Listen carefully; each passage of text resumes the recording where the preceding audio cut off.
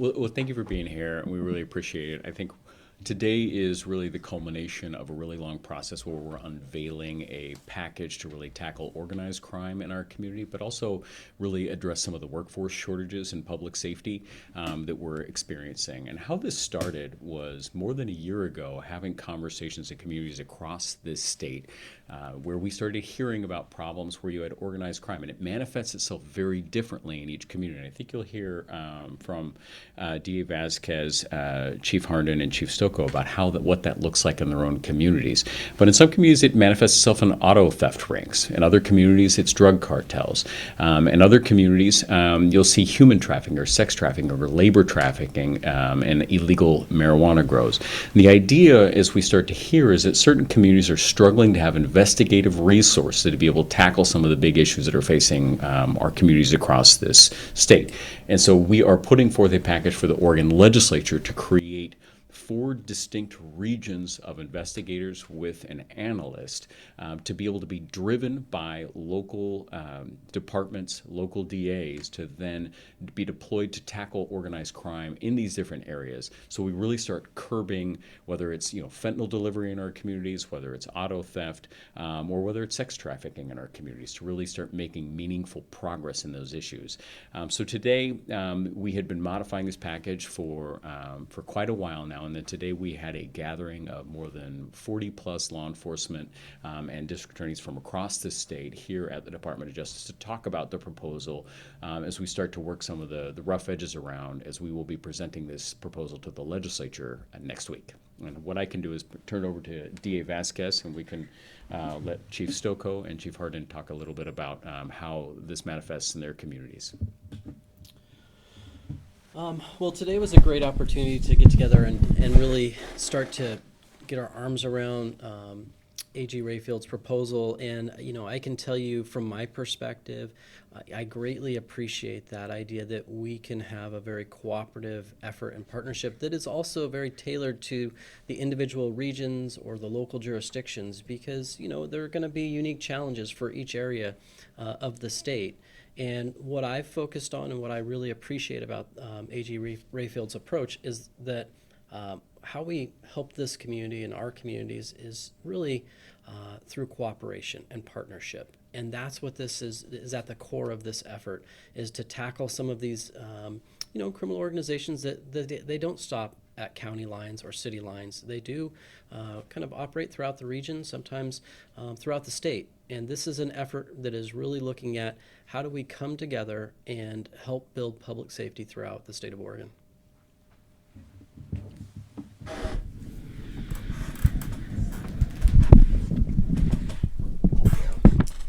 Thank you. So my name is Rick Stokoe. I'm the Chief of Police in Boardman, which is in Eastern Oregon.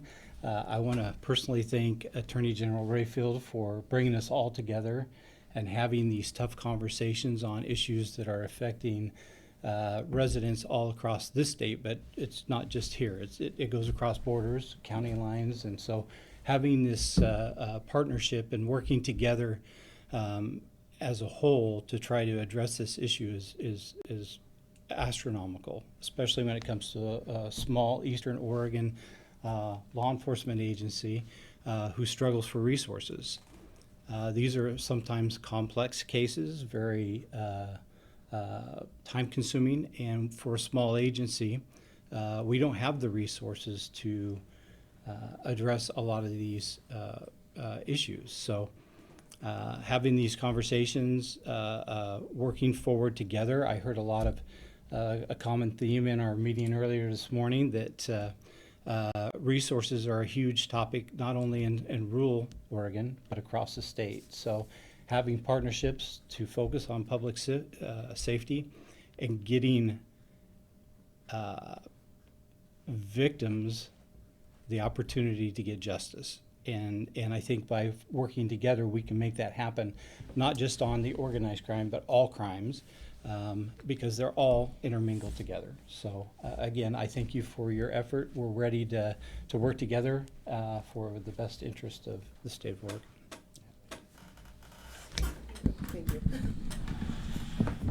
To repeat a lot of what has already been said, thank you again, Attorney General Rayfield, for just to have a candid conversation. We had a very candid conversation about where public safety is in the state and kind of the gaps that need to be filled and where we can make enhancements.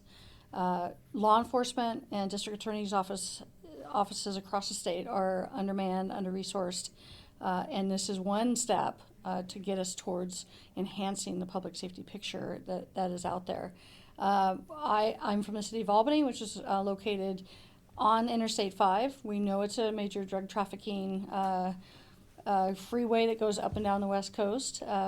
Drug trafficking, human trafficking, labor trafficking is present in my community of 60,000. It's not just a Portland problem, not just a big city problem. We're all feeling it. We're also one of the states that is probably the most under-resourced in law enforcement in the country as far as ratio of law enforcement to population. So being able to make any inroads and enhancements is very much appreciated from all the chiefs in the state. All right, well, thank you all for speaking. I have a few questions. I think you guys slide it around for convenience. I'm going to start off with one thing that I'm trying to clarify. I believe this will be for you. When you talk about the 4 regional teams, specifically, do you mean that they're going to be located in 4 different regions, or they're going to be targeting, like, one's sex trafficking, one's labor trafficking? What exactly do you mean by 4 regional teams? Part of what we want to recognize is that each community is going to have different challenges and different issues that they want to face, and they're going to need to do it in different ways. And so we have created 4 different regions within the state where there will be a team located in each region to then be able to tackle that organized crime that's prevalent there, which will be led by community conversations with local law enforcement and district attorneys and community members about what is going on. I think Chief Harnden talked about sex trafficking that was involving local restaurants in the community, which is a very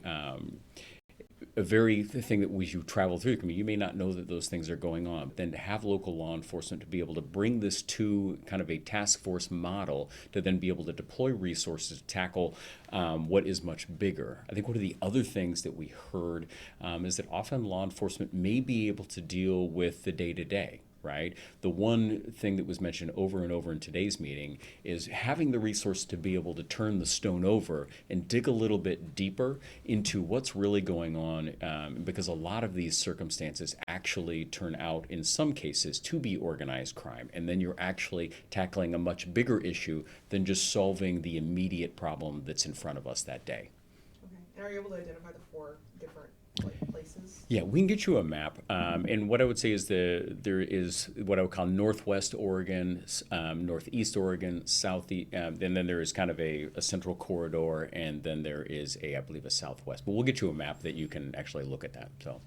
And then for whoever can answer this one, when it comes to those additional resources, obviously staffing, right, is the big one. And so how exactly, I know there's this internship, or is that what it's being called? Internship program. But how exactly are we going to go about recruiting these people to, work and do this?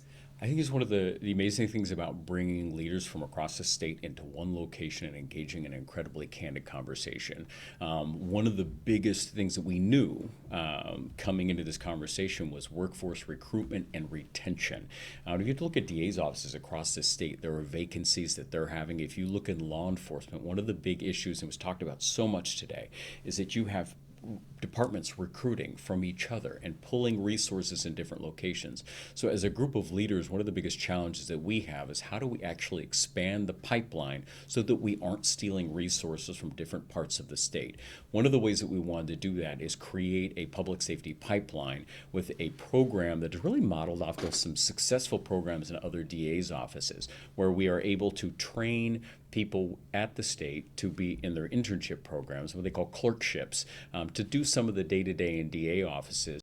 In fact, when I was before I became a lawyer, I actually worked in the Benton County District Attorney's office and clerked and got my first trial experience in that way, which creates a wonderful pipeline to then walk into public safety in that space. The same thing can be said within the law enforcement side of things, and that's the part of the conversation that we're just beginning to have, is how do we expand the pie in this space. The best recommendation came from Chief Wood today, and it was a wonderful thought that I don't think any of us had at the time, as we're trying to add more resources into our collective public safety infrastructure. And what he talked about is there are a lot of retirees that you could hire back for 5 years coming back. And right now there's a lot of departments that will not hire folks that have retired.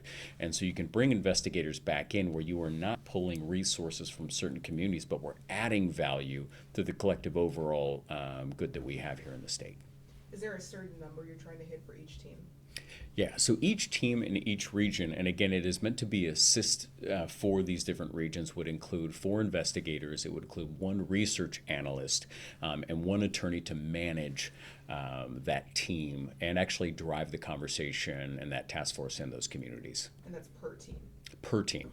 Got it. Yeah. All right, and so sort of shifting, I guess, a bit, are you able to speak to the financial aspect of this, how much something like this would cost, and just where we're pulling that money from? Yeah. Next week, we'll present this package to the legislature to begin that conversation in the legislature. The current proposal is $6 million in general fund for a biennium for 2 years. Okay. And then for the other, there's like 900,000, there's another aspect to this, right? The law student internship program? Yeah. The second part of the proposal is what I would call the public safety pipeline, and that's the beginning of that proposal. That would be $900,000 for a 2-year period to then really start building attorneys into our space. Also for the 2 years? Also for the 2 years. And also pulling from the general fund? Yes. Okay. So in total, obviously, this is over like $700,000 at once you're asking for? So it'll be $6 million for the regional teams, and then $900,000 for the pipeline for attorneys. All right, and so sort of already starting to wind down, I think maybe we'll shift over here. Sure. Are you able to sort of speak to, I know your district attorney mentioned that this really started earlier this year, just the issue of whether it's human trafficking, sex trafficking in Portland, or Oklahoma specifically, what have you seen in your time as DA, and just can you speak to how big of an issue it is there? Well, I had the fortune and the honor of serving as a deputy district attorney for 25 years. So I've seen kind of these issues ebb and flow. And right now, this is a really big, serious challenge. I just met with neighbors from the Park Rose district, and they were talking about some of the challenges around human trafficking that they're experiencing. So it's something that my office is very focused on, and I'm a firm believer that the best way to approach that, because again, when we're talking about human trafficking, whether it's sex trafficking or labor trafficking, these are very, they tend to either go statewide, they go nationwide, or even internationally. So it takes an approach of cooperation and working with the Attorney General's office, working with our local partners, and it's something that, I'm very focused on and really concerned about. All right. When will we know whether, I guess, what's the word, this has been approved or it's going to be happening? When will we know? I know next week you're presenting it, but when do we know it's official?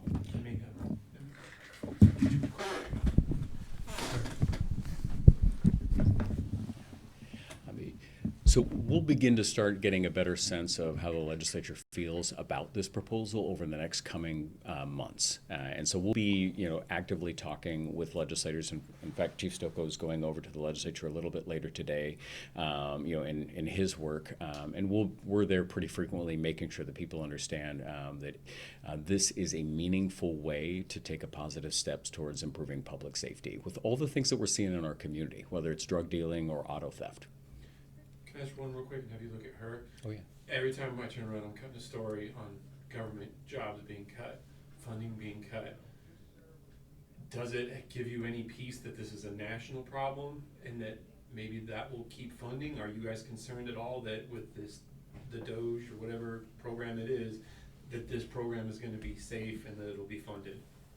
Yeah, and so it's very unique to be in a space right now where we're trying to tackle public safety with a lot of federal reductions. Right now, there are some federal reductions, and we're unsure how that is going to impact public safety over the next couple of years.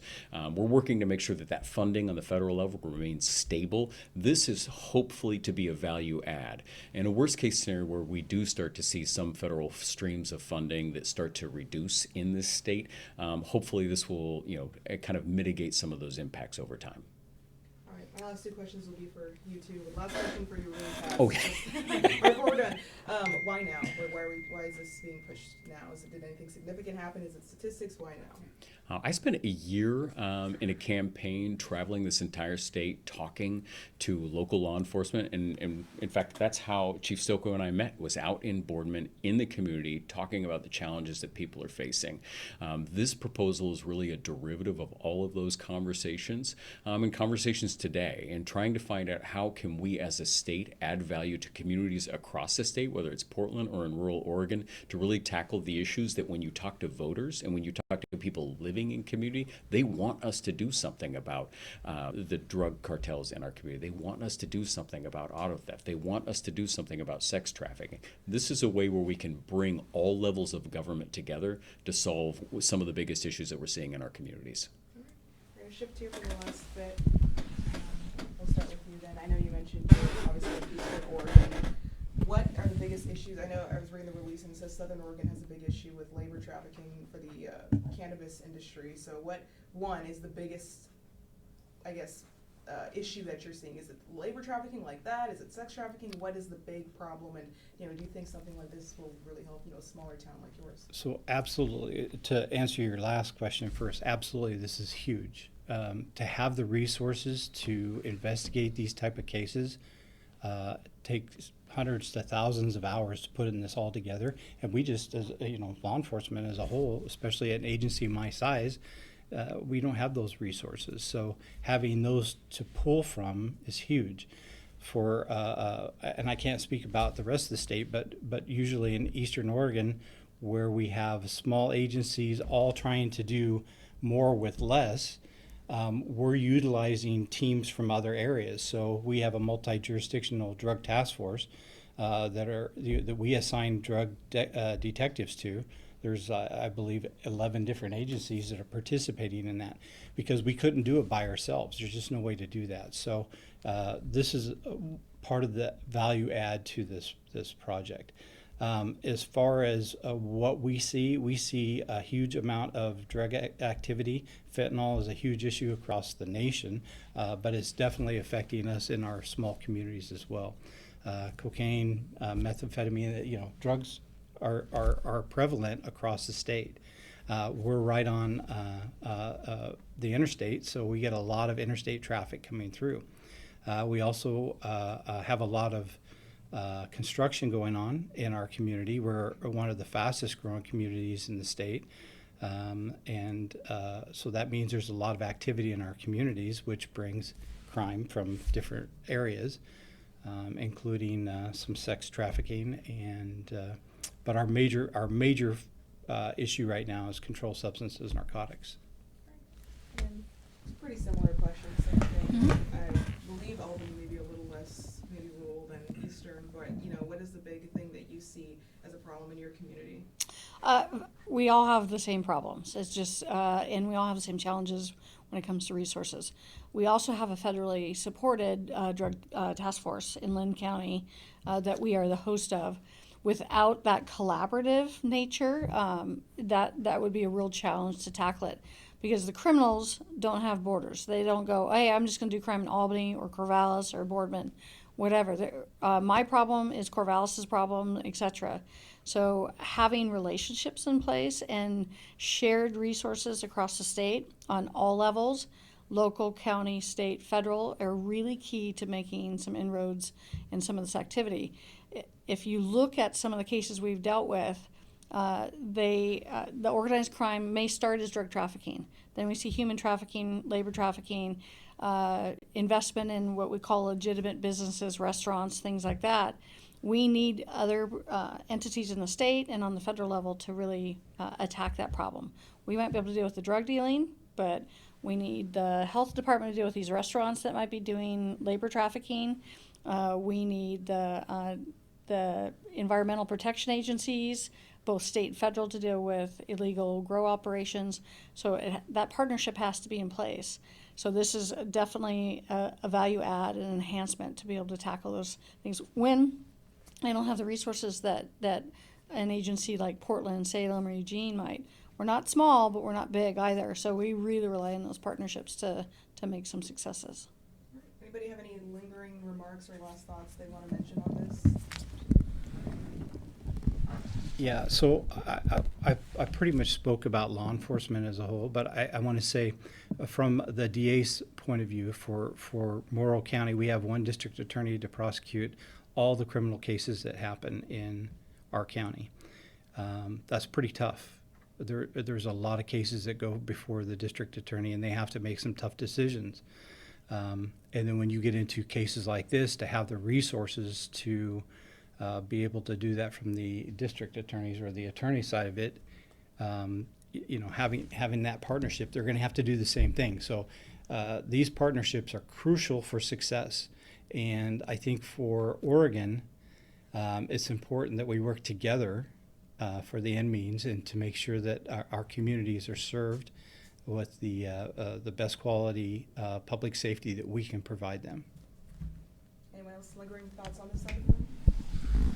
Just briefly, what I would say is that, this is a time where we're really, everyone's looking at budgets, and this is an opportunity to really stress, like, where are our values and where are our priorities? And this is an opportunity, both state and locally, to stress that priority of public safety for our communities. And so that's why I'm very supportive and really hopeful that our state legislature, our local jurisdictions, our counties step up and make public safety a priority.